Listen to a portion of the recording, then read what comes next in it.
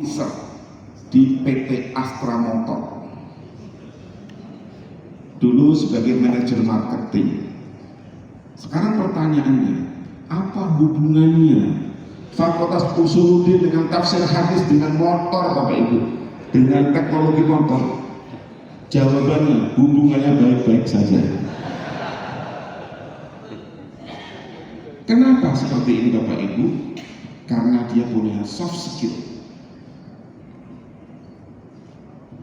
Dan bagusnya lagi, beliau bisa khutbah, bisa menulis tentang Al-Quran dan hadis, tapi beliau seorang manajer.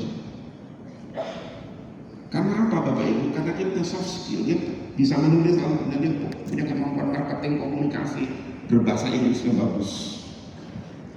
Ternyata yang dibutuhkan oleh Astra bukan alumni dari komunikasi ITB, komunikasi UI atau di mana.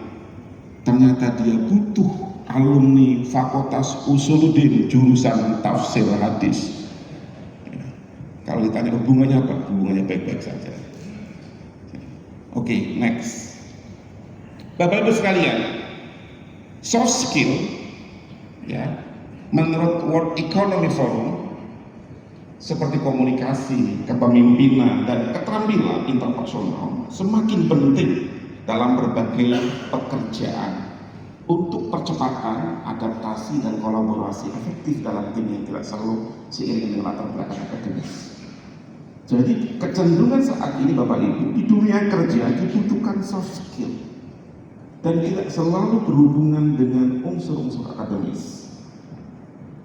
Makanya dengan kemajuan teknologi informasi saat ini ada istilah apa yang disebut dengan matinya kepakaran. Di dunia media sosial banyak orang pintar udah kelihatan bodoh, dan sebaliknya banyak orang-orang bodoh yang kelihatan pintar, bahkan sok pintar. Tapi Bapak Ibu, yang kita perlu menjadikan garis bawah adalah kemampuan soft skill, dan anak didik kita perlu kita dorong dan perlu kita fasilitasi agar soft skill mereka terus berkembang dan bertumbuh supaya mereka mampu untuk menghadapi masa depan. Oke, yang berikutnya, pentingnya pengalaman kerja. Laporan National Association of College and Employees menunjukkan bahwa hampir 80% perusahaan mencari kandidat yang memiliki pengalaman magang atau kerja sebelum. Mungkin Bapak Ibu pernah mendengar ada sebuah perusahaan besar, perusahaan perkapalan,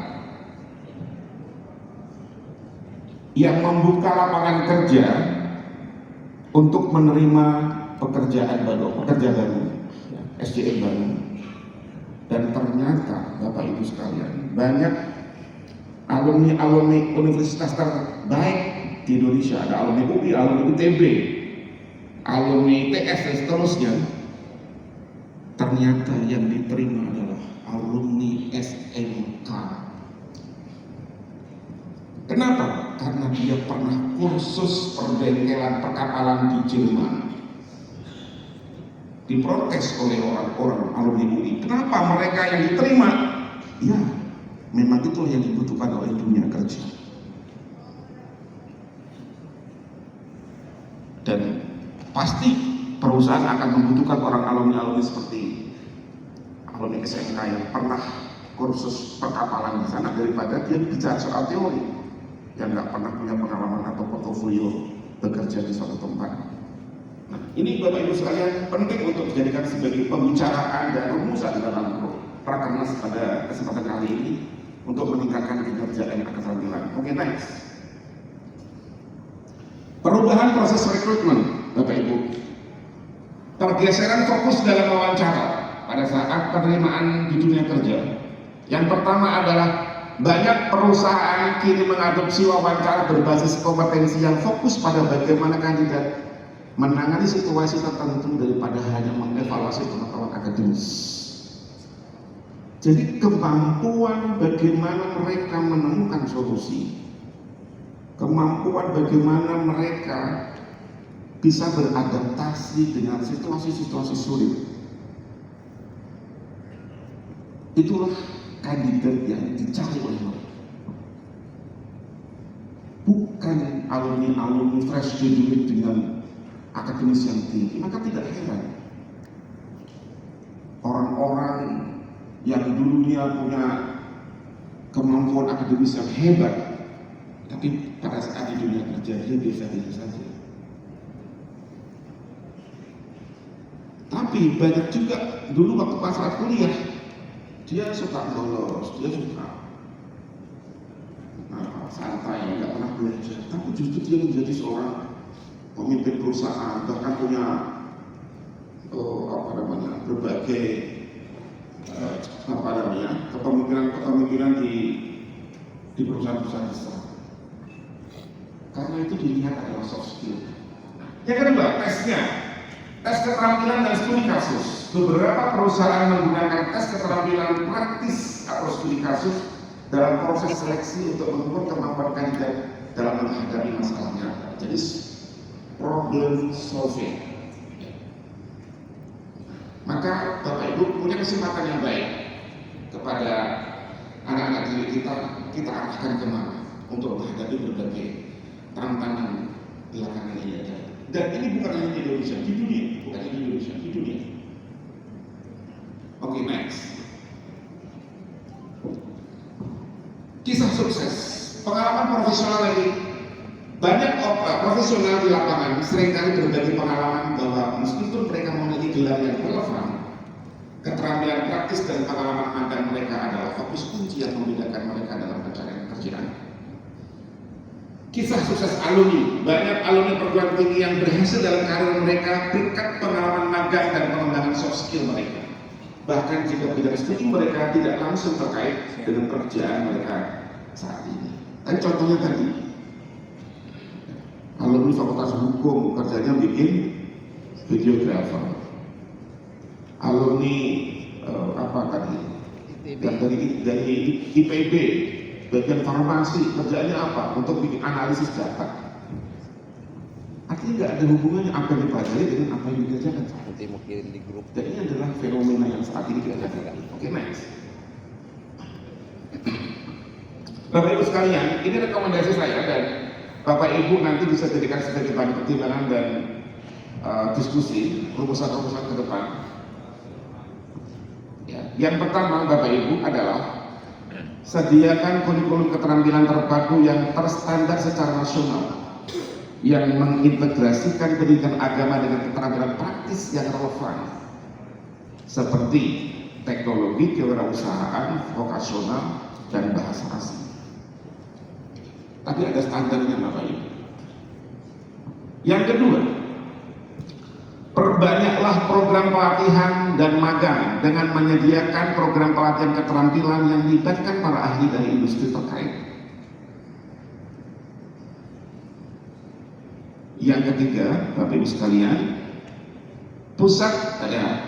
buatlah pusat inovasi dan inkubator bisnis, menyediakan laboratorium pusat inovasi di madrasah untuk eksperimen dan pengembangan proyek-proyek bisnis. Yang keempat, pengembangan karakter dan soft skill yang berdasarkan pada nilai Islam seperti kejujuran, disiplin, kerja keras, dan tanggung jawab. Tentu saja kita sebagai guru dan sebagai kepala madrasah yang bekerja di madrasah harus menjaga kekhasan atau karakteristik madrasah yang lahir dari spirit kemasjidan dan pondok pesantren. Kekhasan madrasah dengan ciri-ciri keislaman, Islamic values tidak boleh dihilangkan sama sekali. Jangan jadikan madrasah keterampilan seperti SMK, biarkan SMK perkembangan sendiri, tapi jadilah MA, madrasah keterampilan dengan kekhasannya sendiri.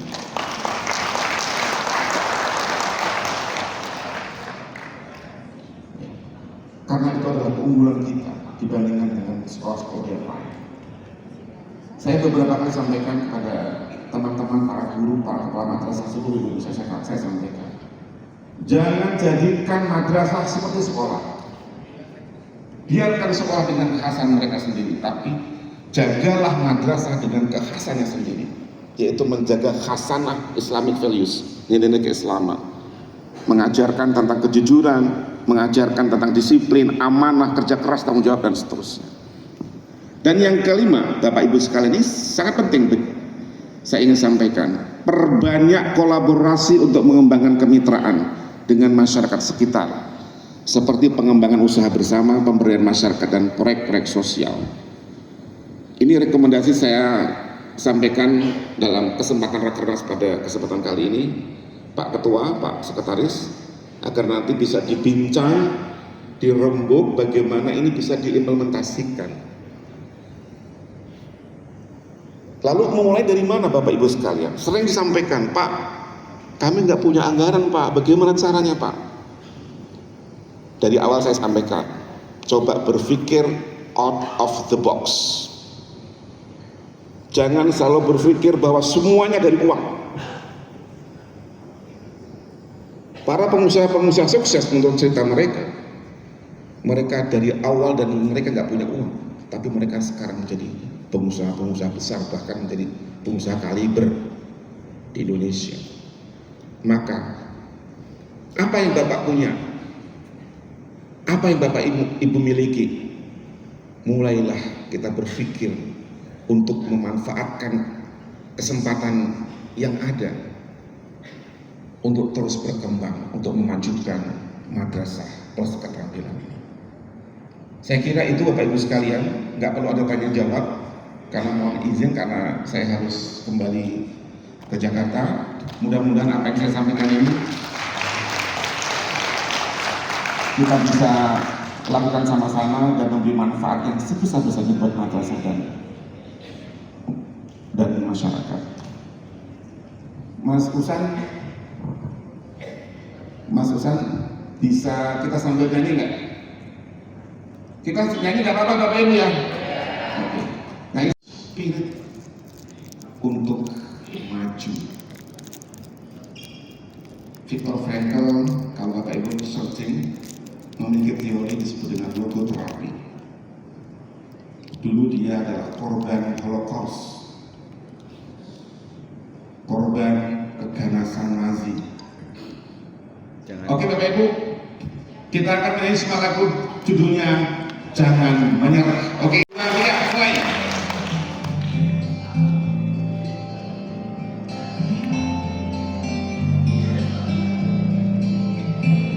Ini saya akan dibuka. Mari kita sama-sama membaca Al-Quran kita. Mudah-mudahan apa yang kita niatkan dan kita lakukan ini mendapatkan berkah dan kebermanfaatan serta disertai ridho Allah Subhanahu wa taala ala hadinihi wa kulli niyatin shalihah. Al-Fatihah. Alhamdulillah.